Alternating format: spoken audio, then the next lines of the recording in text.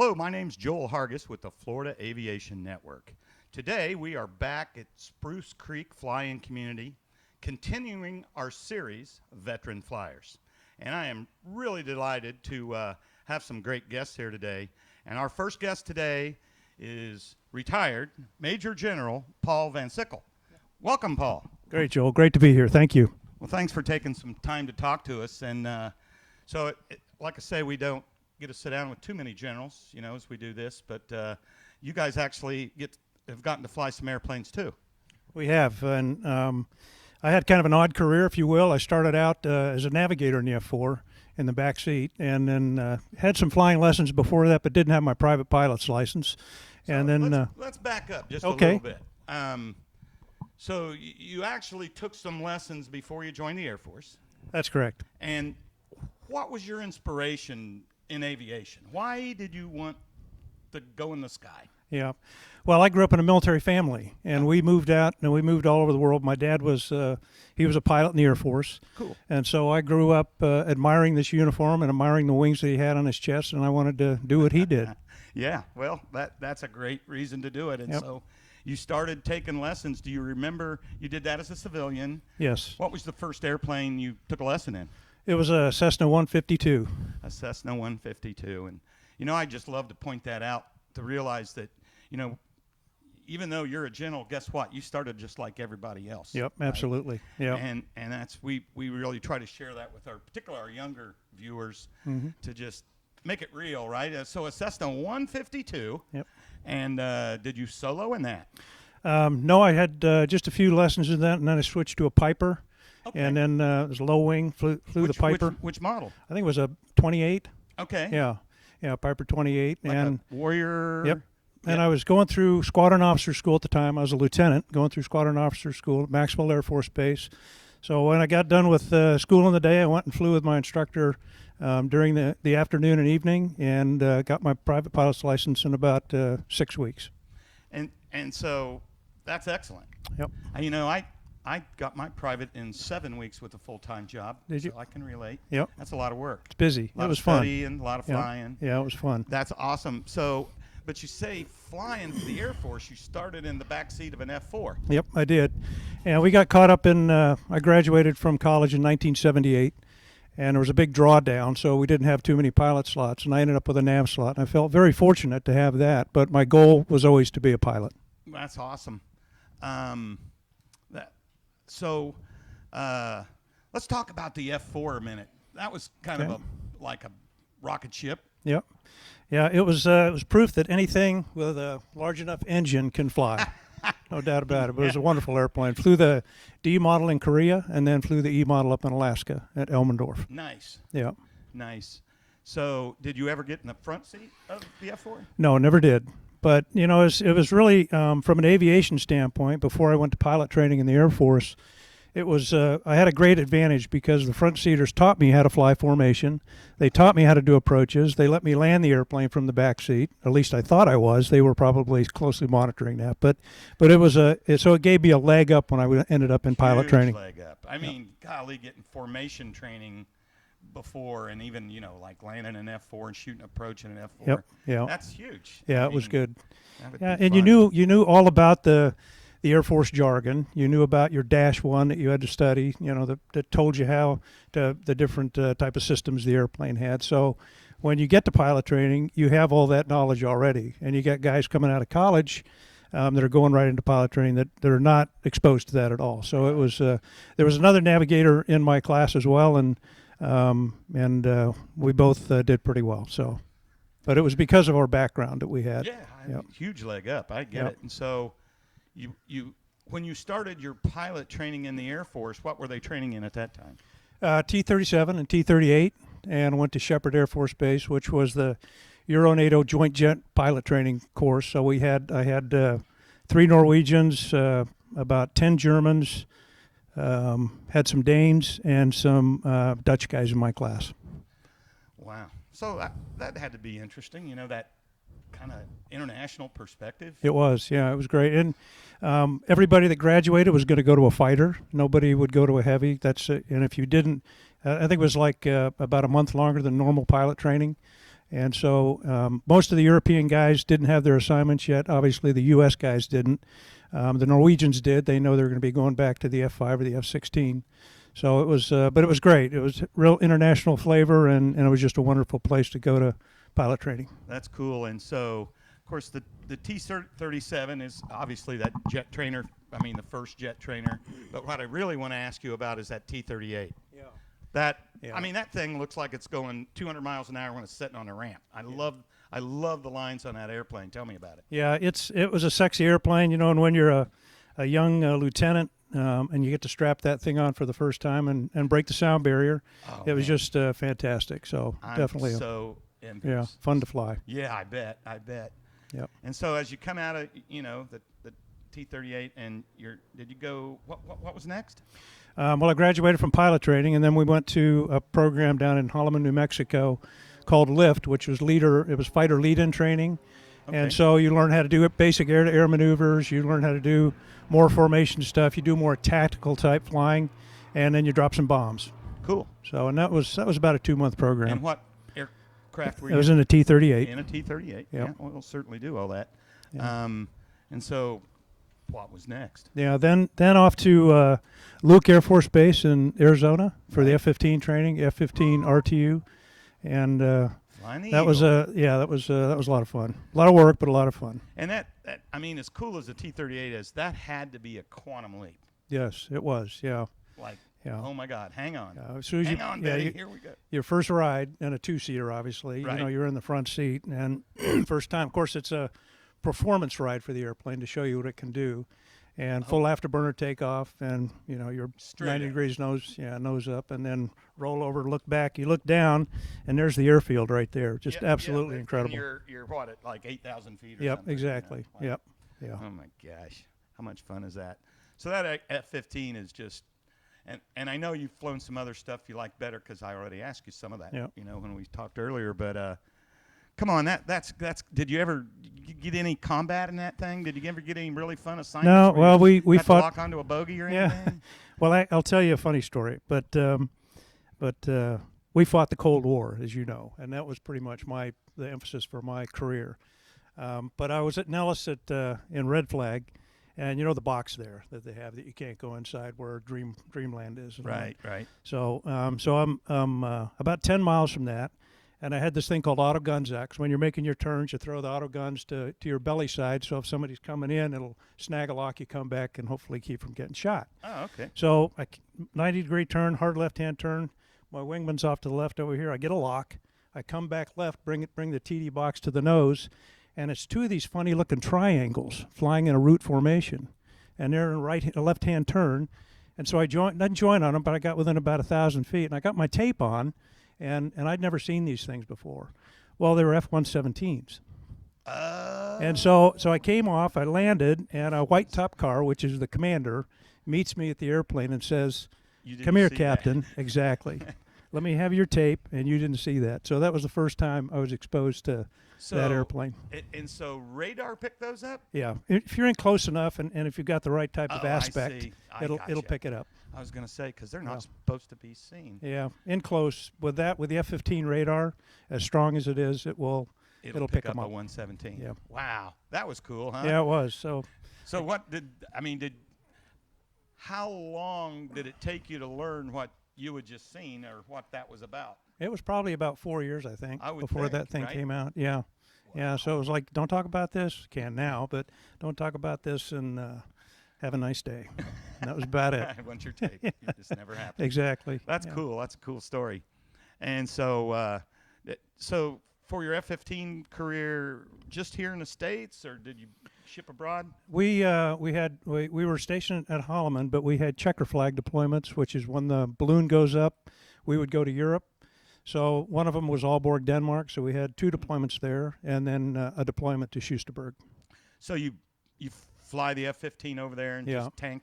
The whole squadron would fly over, and you'd spend doing a TAC eval, which was basically a operations readiness inspection over there in the European environment. And so how hard is the 15 to tank up, hit the No, it wasn't bad. Very stable airplane. You had the air refueling receptacle in your left shoulder. So you offset a little bit, but it was very easy to refuel and very stable. Nice. The F-15 is a wonderful airplane. Yeah, everyone I've ever spoke to that flown them Yeah, very solid. loves them. And if you're going to go to war, in an air-to-air war, you want to be in the F-15 because the radar is so good. Right. Well, and to this day, there's never been an F-15 shot down. That's true. Yeah. Right. Yeah. I mean, that's Yeah. And I mean, how many years that thing been in service? Yeah. Yeah. Long. 1972, I think. 72. When it first became operational. Yeah, that sounds right. Around that time frame. Wow. Yeah. Never shot down. That's great. And so so you did that for several years. Yep. And then transitioned to Actually went over to Europe. I really enjoyed Europe, and I had some friends over there, and so there was a squadron over there, which was at Nellis, and they had one in Clark called the Aggressors. And so we had the USAFE Aggressors, and we simulated all the Soviet tactics. Oh, really? We flew Soviet tactics. We gave briefings as Soviet pilots to U.S. and NATO pilots, and that was an F-5 that I flew for a year and a half there. Okay. And then we transitioned. The F-5s were really coming apart, so they grounded them all, and we transitioned to the F-16. And I know you're pretty fond of that airplane. Yeah, wonderful airplane. Yeah, How many hours you got in an F-16? just right around 2,000. 2,000 hours in an F-16, and again, Cold War time, probably didn't get to see any bogeys, or did No, no, we didn't. I mean, it was a training mission over there, but I'd say it was the best flying job I ever had, because you would go. We had a detachment in Sardinia called Duchy Mamano, and we manned it year round. So we always had a flight of either F-5s or F-16s once we transitioned down there. The Germans were there. It was an Italian base, obviously. The French came in once in a while. The Brits had a permanent detachment there. Yeah. So you flew 3 times a day, and it was all dissimilar wow. combat training. So it was fantastic. That's it was awesome. Absolutely a great time. So, and I want to back up just one. So you talked about you were teaching basically Allied pilots how the Soviets flew? Yes, how they flew. How did they fly? I had to back up on that. I'm like, Yeah. how did they fly? Yeah, it was very Ain't different. Any good? Well, very different than what we do. They were in that time, they were very controlled. They did exactly what GCI told them to do. And we would go to Berlin, and we had at that time a thing called European Tactics Analysis Teams, and we would look at all the radar tracks. And we would develop our tactics based on what we saw them doing over in East Germany and in the eastern side of Poland, the western side of Poland. So we would take that, we would analyze it, we would send it off to the intel folks, and they would come back and say, yes, this is a valid tactic. This is, and so we would take that and then fly against the NATO folks, so they would see the latest Soviet tactics. And how dissimilar was it from what the Allies were doing? We were, like I said, they're very scripted. GCI would say, turn 45 left, bring your nose on, turn your radar on, lock the target up, shoot the target, do a 180-degree turn, and basically go back to the pilot base. basically didn't have much No, he really didn't. decision-making at all. He really didn't. That's not a great way to fly, I wouldn't think. Because, no. I mean, things happen like this. And They do. How, that's like handcuffed as Yeah. a fighter pilot. Yeah.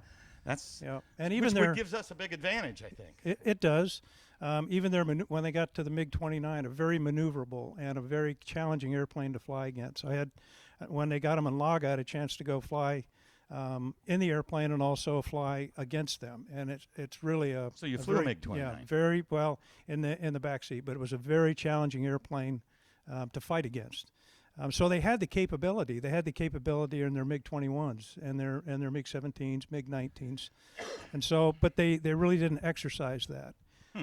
And we know from Vietnam that we really learned a lesson there, in that the Vietnamese didn't fly like that. The Vietnamese would listen to their GCI, but they were more once they got into a visual fight, they were basically cleared in hot, if you will. Right. And so we learned a valuable lesson over there, and that was the reason we ended up having Red Flag and the Aggressors. Did you ever get a chance to attend the Air Force version of Top Gun or anything like that? I did. I went and spent. We did adversary tactics for them, for the guys that were going through. So we would fight against the F-18s and the F-14s, and Miramar was a lot of fun. Great fun. Oh, so you Yeah, did it that was at a hoot. Miramar. Cool. Mhm. Oh, man, that's so cool. Got a new Top Gun movie coming out, you know. That's what I hear. Yeah, that's what I hear. Can Oh, hardly wait. I think that movie was directly responsible for a whole lot of young men getting in It was. in Yep. the Air Force and the Navy. Yep. You know, that's great. So, Yeah. So you had a illustrious career after the service. So, well, let me before I get to that, I got to ask you. So, coming through rank, I mean, obviously, you know, they really thin them out as rank progresses, right? I Yep. mean, there's several captains and much less lieutenant or majors and much less lieutenant colonels and let alone general, right? So, share with us how you progressed through rank and what you did. Obviously, I bet you spent some time in the Pentagon. Oh God, no. Oh, you didn't? No. How did you get to I don't- general you and know, not go to the I don't- Pentagon? Actually, I have a very, very different type of career than my colleagues over here, which you'll talk to soon. But I spent 12 and a half years in the Air Force on active duty. And all this was 1989, and then the flood of folks getting off active duty was because the airlines are hiring. So there was only, of the 18 pilots we had in my aggressor squadron over in Europe, only 2 stayed in the Air Force. No kidding. And so everybody got out, and I went to United Airlines, and then in 1994 I went back on active duty to Tyndall Air Force Base because they were looking for a chief of standing valve for Right the here in F-16. Florida. Yeah, up at Panama City. And so back on active duty for 4 years, and then I went to NORAD. I had a good friend out at NORAD that said, "Hey, I was gonna retire as a lieutenant colonel at the time, and I had my 20, and I'd flown the whole 20 years, always been operational. So I figured that's pretty good. That's good enough for me." He talked me into coming out to NORAD, and I got picked up for 06 out there as a reserve officer. And then 9/11 happened, and I was Did you get your colonel? Yep, got picked. Got. Okay. That makes sense. That's another funny story. Good. I love had funny stories. I had to take Air War College. They said if you pass Air War College, we'll promote you. I said okay, and I was kind of on the fence whether I even wanted to do that. And so I took the first round, and for the first 3 times I attempted to take Air War College, I never cracked a book and I never took a test, so I was disenrolled. Well, you can only do that 3 times, and so I went in and took the first test without studying anything, and I didn't pass it. I went and took the second test. I got like a 55. So I had one more test to take, and I would be disenrolled, and that would be the end of my military career. And I got a 72. 70 was passing. So my career all hung on that one test that I took at Air War College in Peterson Air Force Base. And so that you got your bird colonel at that Yep. point, Yeah, got promoted. and I bet a hitch came with that, didn't it? It did. It was a 3-year, but that was fine. I didn't have a that's not very problem with long. that. And I was working for, like I said, a good friend of mine who was a wonderful guy. We had a 2-star Canadian general, which was the J3 at the time. It was in operations. And then sitting in the mountain on 9/11, we had an full exercise You going were in the on. mountain on 9/11? We had a full exercise going on. I was the battle commander. I was coming in for my 8 o'clock changeover brief, and I'm talking to the guys, and they said, "What's going on with that tower?" And they said, "Well, some light airplane flew into it." That's what they're reporting. Oh, yeah, because in the very beginning they didn't know. They didn't know. And so as I'm going through the brief, I look up and I see a dark airplane slamming into the other tower. And we knew at that point this was going to be a game changer for everybody. And so I didn't leave the mountain for 3 days, and then Yeah, you guys yeah. were. then Operation Noble Eagle developed out of that, and it was very difficult. Operation Noble Eagle. Yeah, that was the defense of the United States, where we had all these airplanes capping over the major metropolitan cities, Oh, okay. 24/7, and we did that for over a year.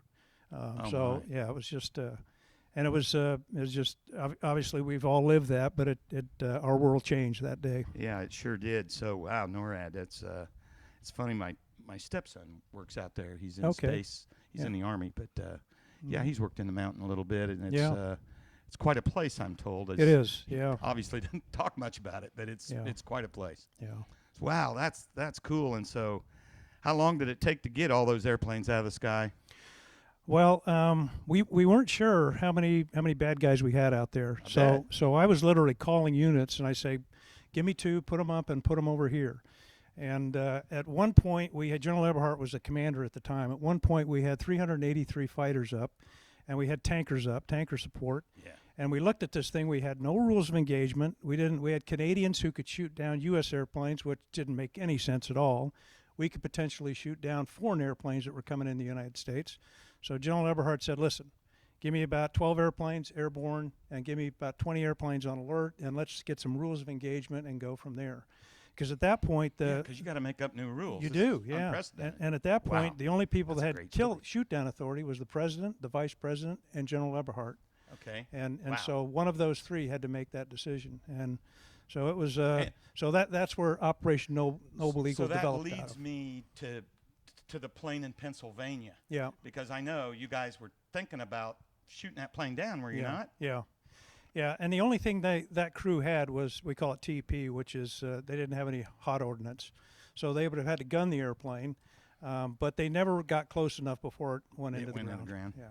Yeah, because that was wow, that's wild to Yeah. talk to somebody that, gosh, you were just like right in the middle, right in the in middle the of it. front row Yeah. on that one. Yeah. Wow. It was That's interesting times. yeah, that's a great story. Yeah.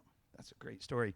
All right, so then you well, no, we only got to Colonel. Keep Yeah, going. yeah, How'd you yeah. start getting So- stars? So then, as it goes along, I became the liaison officer for Southcom, and we had moved to Miami because my wife was a pilot for United, and she was flying out of Miami, and so I worked a job down at Southcom as a liaison from NORAD as a colonel, and they hired me, and they said, okay, you're going to work for the J3, which is the operations side of the Joint Command. Wonderful assignment, and I spent 4 years there and got picked up for 1 star there.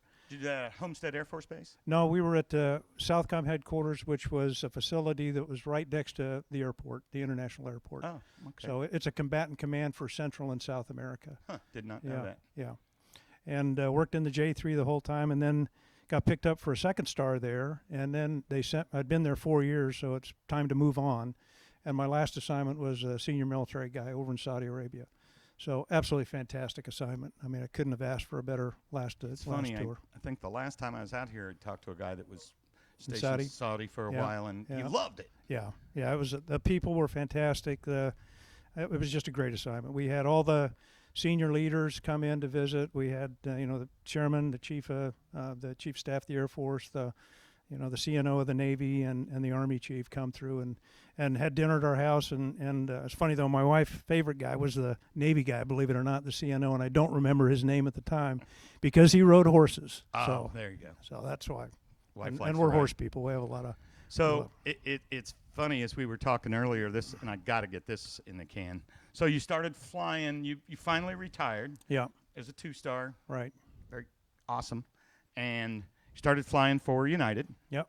or continued flying. for Yeah, I had United. after 9/11, I was activated, so I was pretty much on active Right, duty until I yeah. retired. That was then 10 years later, 2011, I retired. But I had a line number that I took in 1990, and so I was going to just retire because my wife was still flying for United, and we wanted to fly together.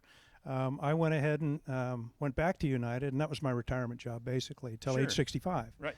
But we had a wonderful career together after that. So you were telling me that she was actually your senior. She was, yes, she was and 2 and years so you senior. were her FO, Right. Yep. and she was the captain. Yep. She made you get out and do the I'd walk do the walk around around. Yep. and Yep. basically do whatever she said. Yep, and I got to buy her dinner. And then Yeah. you got to buy her Yeah, dinner. yeah. She let me sleep with her once in a while, but I was going to ask, but I think that's hilarious. yeah, we had a lot of fun, and we went to Beijing together. We went all over the world together, and it was just And it was you great. Flew Yeah. 57s or 75, 76, Yeah. 77, Yeah, retired off the 777. So she doing global stuff. yeah, doing global stuff. She retired as a 777 captain, and then I upgraded to captain on the 777 and retired off of that. Wow. So it was What a pretty cool career. aviation career. Yeah, What a career. yeah, That's just awesome. So present day. yeah. You and I know we've got it actually sitting right out here in front of the hangar, and Yep. I think we're going to get at least some stills of your airplane. Tell us about the airplane you're flying right now. It's a RV7 Alpha, and got a group of folks that we fly with. This is actually our officers club, if you will, back here. It's T-Bones, Greg Trebone's hangar, And so after we fly on Friday evenings, we come in here and do what we used to do in the old days as officers in the O Club, the Officers Club. Right. And so we have a great time. But so I fly with, we call it Lucky Flight. Okay. And when the three of us fly together, the three generals, we call it Star Flight. So everybody knows to get the hell out of the way because we're very dangerous when we're up there. So, but anyway, That's we have a great hilarious. time flying together. And we flew this morning. We went Yeah, up and just kind of I know. I got heard you warmed up. guys flown this morning. I flew in here. I was hoping you guys were on the ground before I needed to land. I know. I didn't want to. Smart move. I didn't want to be Smart man. up there jockeying in the pattern with Yeah. you guys. That would have been something. So you do some formation flying, We do. and little aerobatics, and Yep. that Turn kind of upside thing. down. Yeah, a little How bit. many days a week you fly? Well, we have two ranches. We have one here and one up in Palatka. So I come down here either Wednesday or on Friday or Saturday to fly with my friends here. Okay. So, but I tell you what, this community is absolutely incredible. There's no place in the world that does what they do here at Spruce Creek. I mean, it is absolutely phenomenal. Well, it is. So Spruce we're very Creek fortunate. is the largest flying community in the Yep. world, It is. and I'm getting to know more and more people out there, and the more I learn, the more I'm amazed Yeah. about this place. Yeah, it is. It's just some incredible people, incredible pilots. Yeah. Well, General, I want to thank you for taking some time with us this morning. Great, Joel. Yeah, It's good to be here. Great stories. I could sit here and talk to you for an hour. Yeah. But so, folks, stay tuned. We got some more shows coming up. I'm Joel Hargis with the Florida Aviation Network and our Veteran Flyers series. Stay tuned.